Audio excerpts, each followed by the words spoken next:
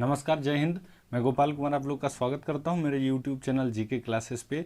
तो आज का तारीख है 6 दिसंबर 2021 और दिन है सोमवार।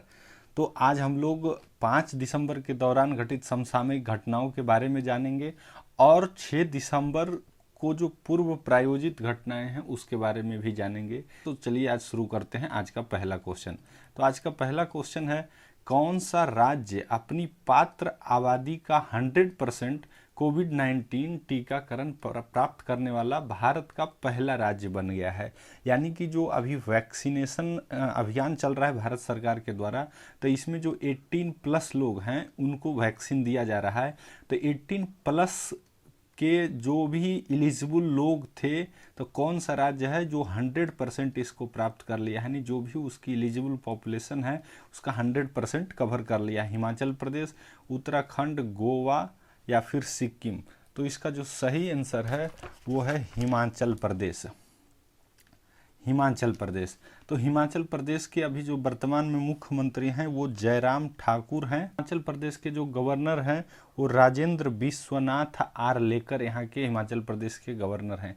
देखिए, हिमाचल प्रदेश के बारे में जान लेते हैं। तो हिमाचल प्रदेश जब भारत आज़ादी, इससे पहले एक प्रिंसली स्टेट था, यानी भारत की आज़ादी से पहले एक जो है प्रिंसली स्टेट के रूप में था। आज़ादी के बाद ये सेंट्रली एडमिनिस्टर्ड स्टेट बन गया, यानी जो केंद्रीय सरकार की शासन यहाँ चल रही थी। उसके बाद इसको पूर्ण राज्य का दर्जा जो है 1971 में दिया गया और 1971 में ये भारत के 18वें राज्य के रूप में जो है इसको स्थापित किया गया। तो हिमाचल प्रदेश, अगर मैप, भारत का मैप में देखिएगा, मैप को ध्यान में लाइए, तो हिमाचल प्रदेश जो है एक पहाड़ी राज्य है। ये हिमाचल जो हिमालय की गोद में है, इसका नाम से भी देखें तो समझ में आ जाएगा। हिम और आंचल, मतलब जो हिमालय के आंचल में है, हिमालय की गोद में है, उसी से इसका नाम रखा गया है हिमाचल। तो इसका स्थापना 1971 में हुआ था। इसको क्वीन ऑफ हिल्स के नाम से भी जाना जाता है। वह हिमाचल प्रदेश की राजधानी है शिमला। तो इस क्वेश्चन से इतना, ये हिमाचल प्रदेश क्या है, एक पहाड़ी राज्य है। उत्तराखंड भी जो है पहाड़ी राज्य है और सिक्किम भी पहाड़ी राज्य है। वर्तमान में भी भारत में टोटल जो है 13 पहाड़ी राज्य हैं। इसमें कौन कौन है, तो जो 7 सिस्टर्स देख लीजिए। 7 सिस्टर्स आपको पता है, अरुणाचल प्रदेश, नागालैंड, मणिपुर, मिजोरम, त्रिपुरा, मेघालय और असम। इसके बाद एक सिक्किम आता है, सिक्किम। उसके अलावे जम्मू कश्मीर, लद्दाख, हिमाचल प्रदेश और उत्तराखंड। तो ये जो है 13 स्टेट्स टोटल जो है पर्वतीय राज्य में के अंदर आता है। बात करते हैं उत्तराखंड का। तो उत्तराखंड का जो स्थापना हुआ था वो 2000 ईस्वी में हुआ था और उत्तराखंड के जो अभी वर्तमान में मुख्यमंत्री हैं वो हैं पुष्कर सिंह धामी और यहाँ के जो गवर्नर हैं वो बेबी रानी मौर्य है। उत्तराखंड का स्थापना 2000 में जो है यूपी, जो अभी वर्तमान का उत्तर प्रदेश है, उससे काट करके किया गया था। उसका जो नॉर्दर्न पोर्शन है जब बनाया गया था तो उस समय इसका नाम जो है उत्तरांचल था। जैसे यूपी का जो अलग अलग पोर्शन है ना, तो उसका जो जियोग्राफिकल डायरेक्शन के हिसाब से, जो भौतिक भौगोलिक स्थिति है उसके हिसाब से उसका नाम है। जैसे ईस्टर्न साइड को पूर्वांचल कहते हैं, उत्तर वाले को उत्तरांचल, वहाँ मिथिलांचल है। इस तरह से उस समय उत्तरांचल बनाया गया था, बाद में इसका नाम चेंज करके जो है उत्तराखंड कर दिया गया है। बात करते हैं गोवा की। तो गोवा जो है भारत का सबसे एरिया की दृष्टि से, यानी क्षेत्रफल के हिसाब से जो है सबसे छोटा राज्य है अभी गोवा। गोवा का जो लिबरेशन, गोवा लिबरेशन डे मनाया जाता है एक, वो 19 दिसंबर को। इसको याद रखिएगा, बहुत सारे एग्जामिनेशन में पूछा जाता है कि गोवा लिबरेशन डे कब मनाया जाता है। तो 19 दिसंबर को, 19 दिसंबर 1961 को जो है गोवा पुर्तगालियों से भारत सरकार इसको छुड़ा ली थी। 1961 में ही जो है तत्कालिक प्रधानमंत्री जो जवाहरलाल नेहरू थे, उनके आदेश पे भारतीय सेना ने यहाँ कार्रवाई की और यहाँ से पुर्तगालियों को भगा दिया। पुर्तगाली जो भारत में सबसे पहले आए थे और सबसे अंत में गए, ये भी क्वेश्चन पूछा जाता है। सबसे पहले आए कौन थे, पुर्तगाल, और गए कौन, तो वो पुर्तगाल ही गए थे। कौन, कहाँ से, तो ये गोवा से गए थे। गोवा का स्थापना जो अभी वर्तमान स्टेट के रूप में, यानी पूर्ण राज्य का दर्जा जो इसको दिया गया था 87 में 28वें राज्य के रूप में जो है इसको दर्जा दिया गया था। 1961 में जो ऑपरेशन भारत सरकार इंडियन नेवी के द्वारा जो चलाया गया था उसका नाम है ऑपरेशन विजय। ये किसके द्वारा चलाया गया था? इंडियन नेवी के द्वारा। अभी हाल ही में नेवी का जो ऑपरेशन ट्राइडेंट है वो चर्चा में है। क्यों? क्योंकि जो है ऑपरेशन ट्राइडेंट 1971 का जो वार हुआ था भारत और पाकिस्तान के बीच, उसमें ऑपरेशन ट्राइडेंट के तहत इंडियन नेवी जो है पाकिस्तान के कराची नेवी बेस पे हमला किया था और सरप्राइज अटैक था ये, क्योंकि 3 दिसंबर 1971 को जो है पाकिस्तान भारत पे हमला किया था और 4 दिसंबर 1971 को पाकिस्तान ने भारत के कराची बेस पे हमला किया। भारत का नेवी हमला किया और पाकिस्तान का एयरफोर्स हमला किया था। तो गोवा के बारे में हम लोग इतना जाने। अब बढ़ते हैं सिक्किम के बारे में। तो सिक्किम जो है ये भी नॉर्दर्न 7 सिस्टर्स में तो नहीं आती है, लेकिन ये नॉर्थ ईस्टर्न पार्ट का एक हिस्सा है सिक्किम। सिक्किम में जो है पहले जब भारत आज़ाद हुआ था तो उस समय यहाँ लगभग 500 साढ़े 500 से भी ज़्यादा प्रिंसली स्टेट्स हुआ करते थे। तो सिक्किम भी उसमें से ही एक था, सिक्किम भी प्रिंसली स्टेट्स ही था। तो सरदार वल्लभ भाई पटेल के रहते हुए सारे जो प्रिंसली स्टेट्स को भारत में मिला लिया गया था, लेकिन सिक्किम बचा रह गया था उस समय का। इसका जो भौगोलिक स्थिति के कारण या फिर बहुत सारी परिस्थितियों के कारण बचा रह गया था। तो जो है भारत सरकार ने 10 अप्रैल को सबसे पहले जो है ये 6 अप्रैल को भारत सरकार के द्वारा एक कार्रवाई किया गया 6 अप्रैल 1975 को। और उस समय जो वहाँ का शासक था उसको नामग्याल वंश बोला जाता है। नामग्याल वंश का वहाँ शासन चलता था और वहाँ के जो राजा थे उस समय चोग्याल थे।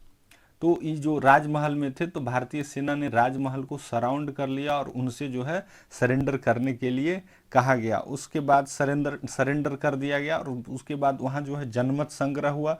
जनमत संग्रह होने के बाद वहाँ की जो मैक्सिमम पॉपुलेशन है मोर देन 97% भारत में शामिल होने का निर्णय लिया। और इस तरह से जो है 10 अप्रैल 1975 को सिक्किम जो है भारत का अभिन्न अंग बन गया। सिक्किम जो है भारत का 22वां राज्य बना था और इसको बनाने के लिए भारत में जो है 36वां संविधान संशोधन किया गया था। सिक्किम और चाइना जो है बहुत दिन तक, जब से इंडिया जो है सिक्किम को एक अपने अंदर मिलाया, चाइना इस चीज़ को मान नहीं रहा था। सिक्किम को भारत का हिस्सा नहीं माना था। बाद में जो है बहुत समय तक जो है डिस्प्यूट चला और उसके बाद फाइनली 2002 में एक समझौता हुआ और उस समझौता के तहत भारत जो है तिब्बत को चाइना का अभिन्न अंग माना और चाइना ने सिक्किम को भारत का अभिन्न अंग मानने के लिए एग्री हो गया। तो ये है सिक्किम का इतिहास। तो इस क्वेश्चन से इतना, बढ़ते हैं हम लोग अगले क्वेश्चन की ओर। अगला क्वेश्चन है भारत और मालदीव के बीच 6 से 9 दिसंबर तक आयोजित होने वाले संयुक्त सैन्य अभ्यास का नाम क्या है? भारत और मालदीव के बीच 6 से 9 दिसंबर तक अभी एक सैन्य अभ्यास आयोजित किया जा रहा है, तो उसका नाम क्या है? एक्सरसाइज एक्वेरिन, मैत्री, हैंड टू हैंड या फिर शक्ति। तो इसका जो सही आंसर है वो है एक्सरसाइज एक्वेरिन। एक्वेरिन जो है भारत और मालदीव के बीच एक्सरसाइज ये 2009 से ही हो रहा है। ये 6 से 9 दिसंबर तक इस साल आयोजित किया जा रहा है। जो है ये ऐसा इसलिए किया जाता है ताकि जो है मालदीव देखिए भारत के लिए स्ट्रेटेजिक दृष्टि से काफ़ी इम्पोर्टेंट हो जाता है, क्योंकि भारत के नीचे जो है चाइना का जो विस्तारवादी नीति है उसके तहत जो है चाइना भारत के अराउंड जितने भी स्टेट्स हैं, छोटे छोटे आइलैंड्स हैं, जैसे श्रीलंका हो गया, मालदीव्स हो गया, मॉरिशस हो गया, इन लोगों को क्या कर रहा है चाइना अपने तरफ मिलाने का कोशिश करता है और भारत सरकार इसको अपने तरफ मिलाने की कोशिश करती है। चाइना क्या कर रहा है कि भारत के अराउंड जितने स्टेट्स हैं भारत को एक तरह से सराउंड करने का कोशिश कर रहा है। इसी कोशिश में जो है इंडिया भी लगा हुआ है कि जो है ये सब कंट्रीज ऐसा ना हो कि चाइना के अंदर प्रभाव में आ जाए और भारत के खिलाफ काम करे। तो ये जो है 2009 से चल रही है अब ये मालदीव के साथ है तो मालदीव के बारे में जान लेते हैं। मालदीव जो है एक छोटा सा आइलैंड्स है। मात्र ये जो है 300 स्क्वायर किलोमीटर वहाँ की एरिया है। 5 लाख से भी कम लोग जो है 5 लाख के लगभग लोग वहाँ रहते हैं। वहाँ की जो इकोनॉमी का मुख्य साधन है वो है पर्यटन यानी टूरिज्म। और ये एक्वेरिन, इसका क्या मतलब होता है एक्सरसाइज एक्वेरिन? ये जो देखिए, एक मालदीव में जो है एक भाषा चलती है, मालदीव की जो भाषा है लोकल, उसको बोलते हैं दिवेही। दिवेही या महल भाषा बोलते हैं। तो उसी भाषा में ये एक्वेरिन का मतलब क्या होता है? फ्रेंडशिप। तो ये एक्वेरिन का मतलब है फ्रेंडशिप। भारत और मालदीव को जो है 8 डिग्री चैनल डिवाइड करती है। यही भाषा भारत के पे जो मिनिकॉय द्वीप वगैरह हैं उस पे रहने वाले लोग भी यही भाषा बोलते हैं, विदेही। मालदीव की राजधानी है माले और यहाँ के अभी जो प्रधानमंत्री हैं इब्राहिम मोहम्मद सोहेल हैं। एक्सरसाइज मैत्री भारत और बांग्लादेश के बीच चलती है। अभी हाल ही में भारत और बांग्लादेश जो है मैत्री दिवस मनाने का घोषणा भी किया है। कब? 6 दिसंबर को। हैंड टू हैंड इंडिया और चाइना के साथ चलती है। शक्ति भारत और फ्रांस के बीच जो है मिलिट्री एक्सरसाइज है। बढ़ते हैं अगले क्वेश्चन की। तो अगला क्वेश्चन है, हाल ही में इंडोनेशिया में फूटे ज्वालामुखी, यानी ज्वालामुखी को क्या बोलते हैं? वोल्केनो। उसका नाम क्या है? यानी ये फिर से सक्रिय हो गया है एक ज्वालामुखी, तो उसका नाम आपसे पूछा जा रहा है कि ये क्या है? Mount Etna, mount Fuji, mount Semeru या फिर बंजर द्वीप, ये जिसको बैरन आइलैंड कहा जाता है। तो इसका जो सही आंसर है वो माउंट सेमेरू। ये जो है अभी हाल ही में यानी 5 दिसंबर को ये फिर से एक्टिव हो गया है और इमीडिएटली एक्टिव हो गया, एक जो है एक्टिव हो गया, जिस कारण से आसपास के रहने वालों जान माल की काफ़ी जो है हानि हुई है और बहुत सारे लोग हताहत भी हुए हैं। तो अब ये वोल्केनो है, तो वोल्केनो के बारे में जान लेते हैं। ये क्या है? वोल्केनो क्या होता है?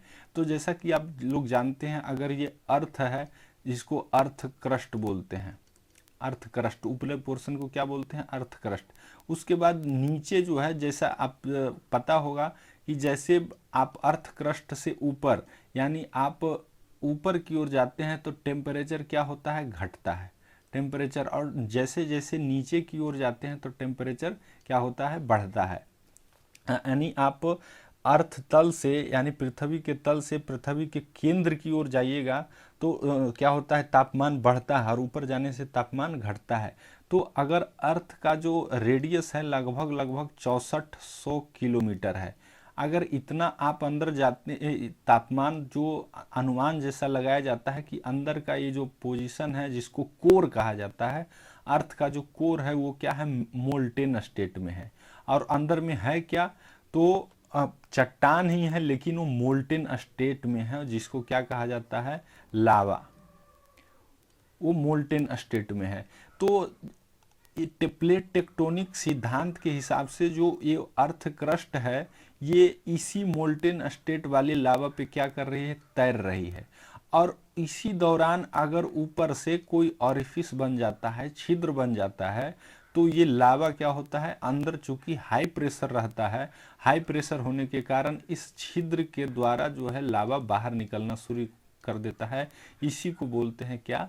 ज्वालामुखी। तो ज्वालामुखी का जो एक्टिविटी है, एक्टिविटी के बेसिस पे इसको 3 कैटेगरी में डिवाइड किया जाता है।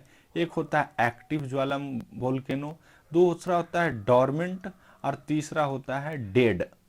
एक्टिव मतलब जो कंटिन्यूअसली एक्टिव है, यानी वहाँ से अभी भी जो 24/7 वहाँ से लावा वहाँ से निकलते रहती है। डेड डॉर्मेंट का मतलब जिसको प्रसुप्त ज्वालामुखी कहते हैं, उससे कभी कभार निकलते रहती है, यानी रुक रुक करके निकलती है। और डेड जो होता है वो डेड हो गया, मतलब उसमें अभी फिर कभी इरप्शन नहीं होगा। तो पर एक्टिव वोल्केनो का जो उदाहरण है ये एटना, माउंट एटना। ये जो कहाँ की है? तो इटली की है। माउंट एटना इटली में अवस्थित है और ये एक्टिव वोल्केनो है, इससे कंटिन्यूअसली निकलते रहता है। इसके अलावा जो मेडिटेरेनियन सी में है एक स्ट्राम्बोली बोल के है, स्ट्राम्बोली। स्ट्रोम्बोली वोल्केनो, इससे भी कंटिन्यूअसली जो है इरप्शन होते रहता है। इसको लाइट हाउस के नाम से भी जाना जाता है, क्योंकि इरप्शन जब होता है तो उससे गैस के साथ साथ वोल्केनो और बहुत सारे जो है चीज़ निकलते रहते हैं। ये माउंट फूजी जो है ये जापान की है। जापान में इसको काफ़ी पवित्र पर्वत के रूप में भी जाना जाता है, और ये जो है दूसरे कैटेगरी का है, यानी ये जो है डोरमेंट है। बहुत बार एग्जाम में पूछा गया है कि माउंट फूजी या फूजियामा कहाँ की है, जापान की है। माउंट सुमेरु जो है, जिसमें अभी वोल्केनो के इरप्शन हुआ है, ये कहाँ है, इंडोनेशिया में है। इंडोनेशिया की राजधानी जकार्ता, और इंडोनेशिया के अभी जो राष्ट्रपति हैं जोको विडोडो। भारत का एकमात्र एक्टिव वोल्केनो है कौन, बैरन आइलैंड, जो कि अंडमान और निकोबार द्वीप समूह का एक पार्ट है। ये भारत में एकमात्र जो है एक्टिव वोल्केनो है। इसके अलावे जो इससे और जो संबंधित टर्म होते हैं, जैसे वोल्केनो है, तो वोल्केनो का जो ऊपरी पुर, जैसे अगर इस तरह से बनता है वोल्केनो, अगर इसका देखें तो नीचे जो है ये संकरा होते जाता है और ऊपर ये फैलता है।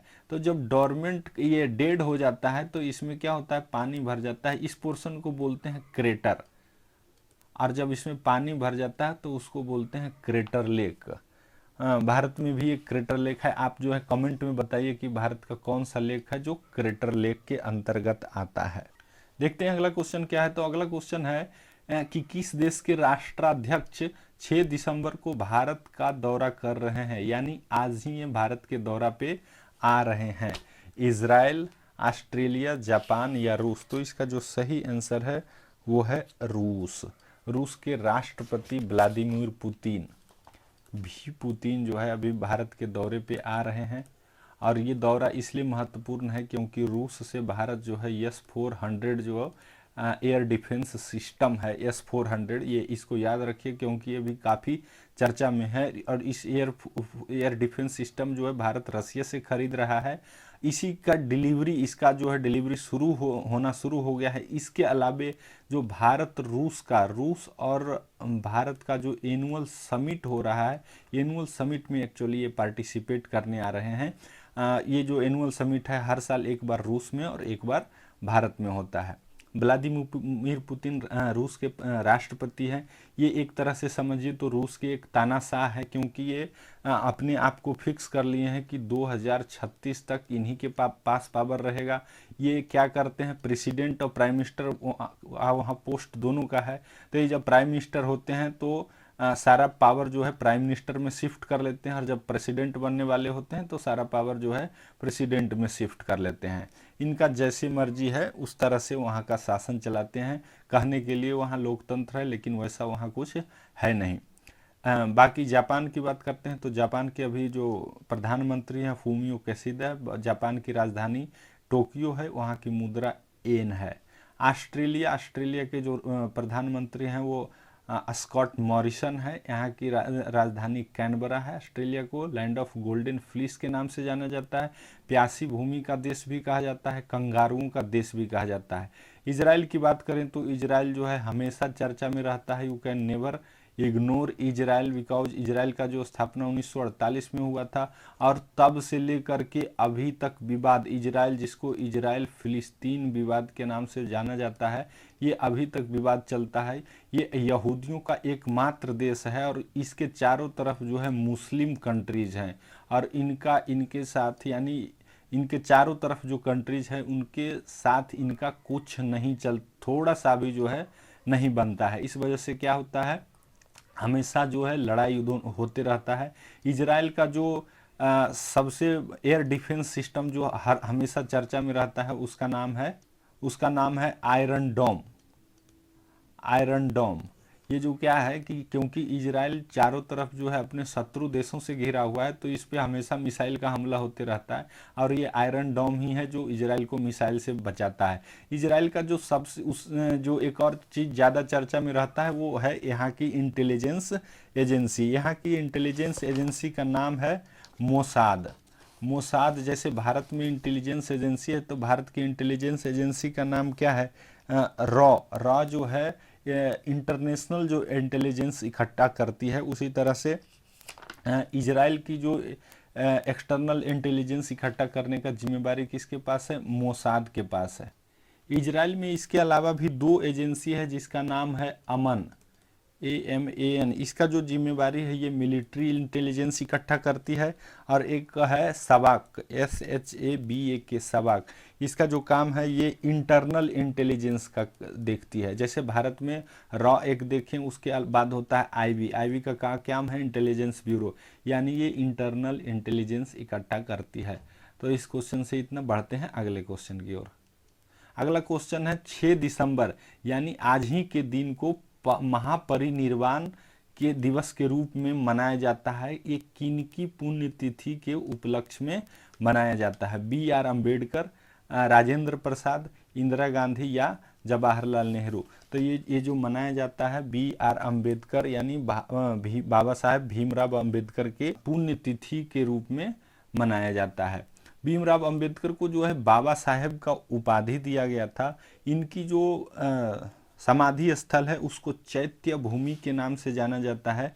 इनका जो जन्म 1891 में हुआ था और मृत्यु 1956 में हुआ था। भारत के ये पहले जो है लॉ मिनिस्टर थे, पहले कानून मंत्री बने थे। उसके अलावा भारत के जो लॉ और जो संविधान है, संविधान का आर्किटेक्टर इनको माना जाता है, क्योंकि ये चेयरमैन थे किसके? ड्राफ्टिंग कमेटी के। यानी संविधान को लिखने का जो जिम्मा दिया गया था, किनको दिया गया था? भीमराव अंबेडकर को। भीमराव अंबेडकर और महात्मा गांधी के बीच हुआ था, जिसको पूना पैक्ट कहते हैं। पूना पैक्ट कब हुआ था? 1932 में हुआ था। और इसका जगह भी पूछा जाता है तो ये पुणे के यरवदा जेल में हुआ था। उस समय गांधी जी जो है यरवदा जेल में ही बंद थे। यरवदा जेल। पूना पैक्ट क्या था? तो पूना पैक्ट से पहले जो है राउंड टेबल कॉन्फ्रेंस, जिसको RC बोला जाता है, बुलाया गया था। ये 3 हुआ था 1930 में, 31 में और 32 में। 3 राउंड टेबल कॉन्फ्रेंस हुआ था। तो गांधी जी जो है दूसरे राउंड टेबल कॉन्फ्रेंस में गए थे और तीसरे में नहीं गए थे। तो तीसरे में जो वहाँ उस तीसरे राउंड टेबल कॉन्फ्रेंस 1932 के समय ब्रिटेन के प्रधानमंत्री रैमजे मैकडोनल्ड थे और उन्होंने ही कम्युनल अवार्ड घोषित किया था। उसके तहत क्या था कि जो दलित कम्युनिटी हैं उनके लिए सेपरेट इलेक्टोरेट का व्यवस्था कर दिया जाएगा। इसका जो बुनियाद आप देखिएगा इतिहास में कब पड़ा? 1909 में, जब मार्ले मिंटो रिफॉर्म हुआ 1909 में। उसके बाद 1919 में मोंटेग्यू जेम्स फोर्ड हुआ। 1909 में मुसलमानों को मिला था और 1919 में मुसलमानों के अलावे और जो सिख धर्म थे या फिर और जो धर्म थे उनको सेपरेट इलेक्टोरेट मिला। और 1932 में रैमजे मैकडोनाल्ड के कम्युनल अवार्ड के तहत जो दलित थे उनको भी सेपरेट इलेक्टोरेट का प्रबंध कर दिया गया, जिसका कि गांधी जी पुरजोर विरोध किए। हालांकि अंबेडकर जी मान गए थे सेपरेट इलेक्टोरेट पे। क्यों? क्योंकि जो दलितों में ऐसा जो है भावना आ गया था कि अगर हमको सेपरेट इलेक्टोरेट का व्यवस्था नहीं किया जाएगा तो हमारा रिप्रेजेंटेशन नहीं होगा, और जब हमारा रिप्रेजेंटेशन नहीं होगा पार्लियामेंट में या फिर असेंबली में तो मेरा बात कोई नहीं सुनेगा। तो इसलिए अंबेडकर जी इस बात को मान गए थे। लेकिन महात्मा गांधी जो है मनाए अंबेडकर को कि नहीं, ऐसा नहीं कीजिए, ऐसा करने से क्या होगा कि भारत जो है टुकड़ों टुकड़ों में विभाजित हो जाएगा। तो महात्मा गांधी उनको इस बात पे मनाए कि आप जो सेपरेट इलेक्टोरेट न छोड़िए, आपका सीट जो है रिजर्वेशन का कॉन्सेप्ट यहीं से आया है। यानी दलितों के लिए जो सीट आरक्षित है उसको क्या कर दिया जाए? बढ़ा दिया जाएगा। तो इस बात पे अंबेडकर जी मान गए थे। पुण्यतिथि को महापरिनिर्वाण दिवस के रूप में मनाया जाता है। राजेंद्र प्रसाद के बारे में राजेंद्र प्रसाद भारत के पहले राष्ट्रपति थे और इनकी जो समाधि स्थल है उसको महाप्रयाण घाट के नाम से जाना जाता है। इंदिरा गांधी भारत की जो है 5वीं प्रधानमंत्री बनी थी और भारत की पहली महिला प्रधानमंत्री थी। इंदिरा गांधी 5वीं और 8वीं प्रधानमंत्री बनी थी। जवाहरलाल नेहरू के बारे में जान लेते हैं। जवाहरलाल नेहरू भारत के पहले प्रधानमंत्री थे।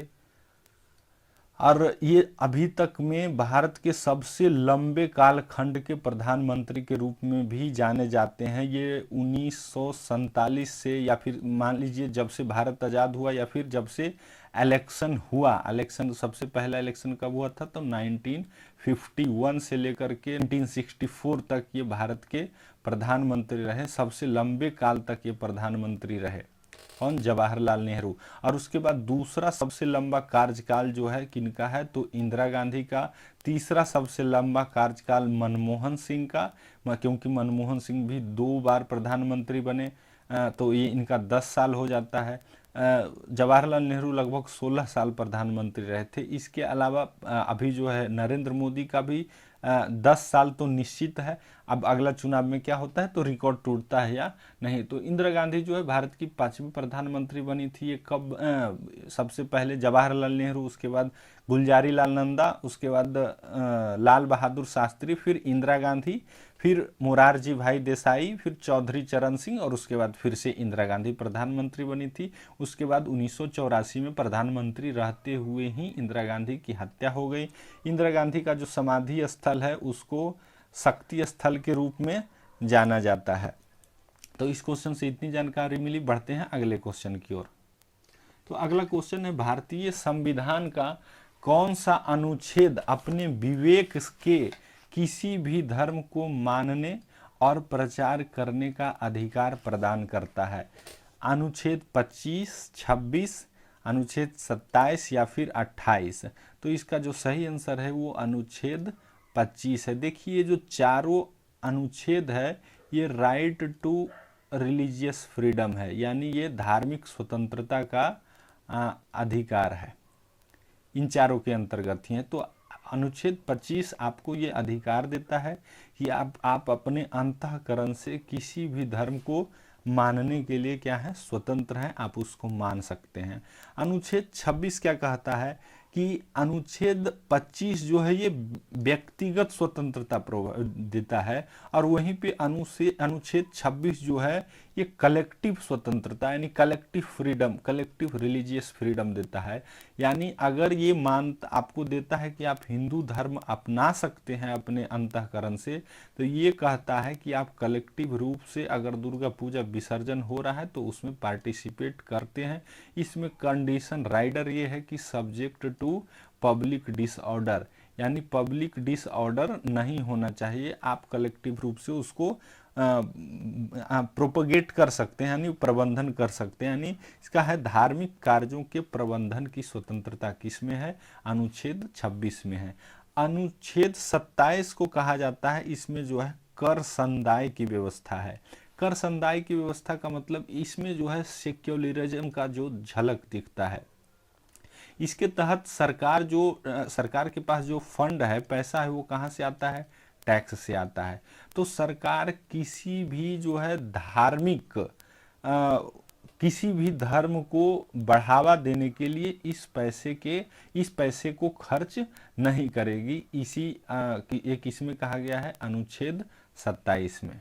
यानी इसका सीधा मतलब ये समझ सकते हैं एक दूसरे शब्दों में कि जो है ये अनुच्छेद सरकार को किसी पार्टिकुलर धर्म को संरक्षण देने से मना करती है।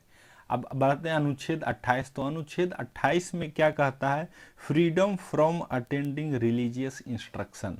इसमें क्या है कि अगर कोई इंस्टीट्यूशंस हैं यानी संस्थाएं हैं, और अगर वो संस्था स्टेट के द्वारा स्पॉन्सर्ड है, यानी स्टेट गवर्नमेंट उसमें, यानी स्टेट उसका जो है खर्चा उठाती है, तो उसमें किसी तरह का आप जो है धार्मिक इंस्ट्रक्शन, रिलीजियस इंस्ट्रक्शन नहीं दे सकते हैं। तो इस क्वेश्चन से इतना। बढ़ते हैं अगला क्वेश्चन है, 5 दिसंबर को बंगाल की खाड़ी में INS संध्याक लॉन्च किया गया। ये क्या है, INS संध्याक?